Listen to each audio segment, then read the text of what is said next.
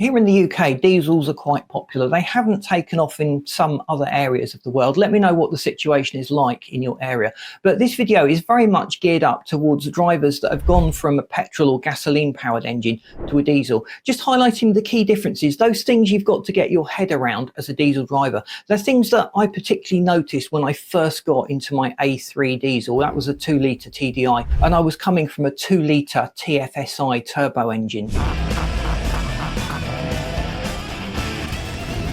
The first thing you notice is the oodles of torque you get low down in the RPM range. The torque comes on at a really low figure on diesel engines, whereas in most conventionally fueled cars, you've got to wait a little bit, particularly if it's a turbocharger, for the torque to start ramping up, which means you get an immediate shove off the line. It makes the car feel very quick and very powerful, but they have a very narrow power band. If you have a diesel engine, it's likely to redline somewhere around about 4,500, 5,000 RPM.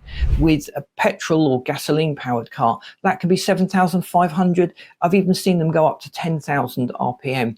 And there's a big difference there. So it means on diesel engine, we're changing gear more frequently. If we've got an automatic, that's making the decisions for us. But if we're driving a manual, and a lot of us in the UK are still driving manuals, it means we have to change gear a lot more. Now, it's quite forgiving because you've got so much torque low down. We do need to think about how hard the engine is working, and we want to spread out the load by using a correct gear so that we're not causing any extra strain on the engine, and we're not causing problems with injectors fouling up and other running issues that come from this low RPM driving that we could be doing. Also, with a diesel engine, it's good to drive them harder than we would a petrol. Use more throttle, drive them a little more aggressively. Overall, you're working in a narrower power band, and that's what you've got to do to keep pace with the car that you had before that wasn't a diesel. But don't be afraid, diesel engines are very robust, they're very strong, and they take an awful lot of work and effort without breaking a sweat.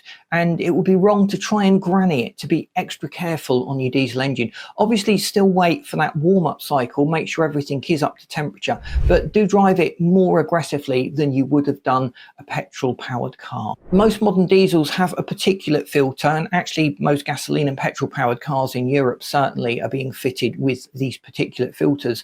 And just knowing what it is and how it works will go a long way to prolonging the life of the car. If we don't know it's there, and a lot of drivers are completely unaware of a particulate filter, they just notice that from time to time their car is driving extra hot, it's a bit more smoky, and it's a bit more sluggish, and the fuel economy has dropped. They don't realize that there's a regeneration going on in the particulate filter.